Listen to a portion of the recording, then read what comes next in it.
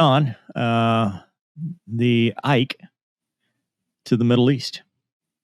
And this is how we know, because there was a picture on Twitter of them getting their mid-rats or whatever, their food, and it was all good food. And Gonky, doesn't that mean bad news is about to happen?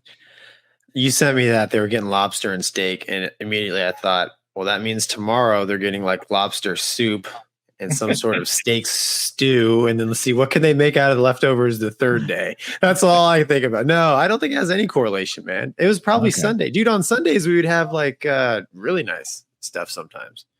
Okay, I mean, debunked that myth, dude. You got to do a lot more to these kids nowadays to be like, hey, by the way, you're extended 2 months. I mean, dude, a lobster is not going to do it. Carrier Strike Group has headed to the Middle East. This is from Navy Times. Defense Secretary Lloyd Austin has directed the Dwight D. Eisenhower Carrier Strike Group to steam to Middle Eastern waters of the U.S. Central Command as part of an effort to counter recent escalations by Iran. That's a understatement. Its proxy forces in the region, according to a statement released Saturday by the Pentagon. The move will be the first time a carrier has operated in CENTCOM waters since the end of the Afghanistan war in August 2021. They referenced the October 7th attack. Conflict has provoked fears of a broader regional war involving Iran and its proxies. They outlined some of the capabilities. They're bringing the Terminal High Altitude Air Defense Missile Battery. Highlight it and make it actually exist here. That pretty much covers it. Eisenhower Strike Group left troops. Left to East Coast last week, initially heading to Eastern Med, where the Gerald R. Ford and the Strike Group are already on station. And they intercepted and shot down 15 drones. Was that the same group? That was the Carney. Yeah, Carney did that. So that's amazing. They shot down 4 cruise missiles and 15 drones. If that's not an act of serious aggression, that's a lot. Gonky, I picked this one, but I figured this is kind of your wheelhouse. What do you think about all this?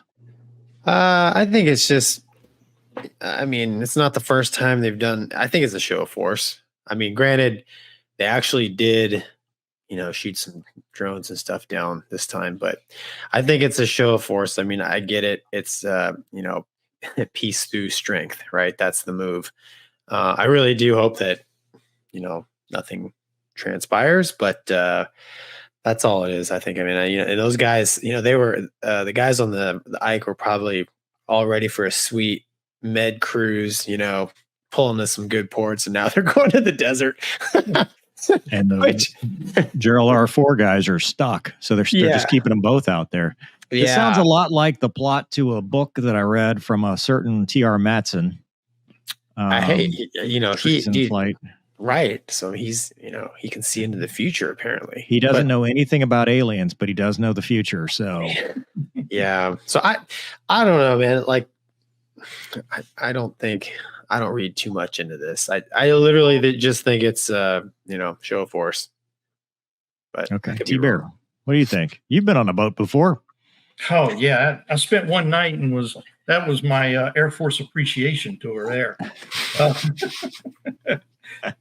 Now, I mean, what do you do whenever there's something happens in the world? You send a carrier. That's what you do. That's what we've done for years, and that's what we continue to do. And it's a carrier group is a pretty powerful force out there. And if you're acting up and they come park off your coast, you might think twice. There you go.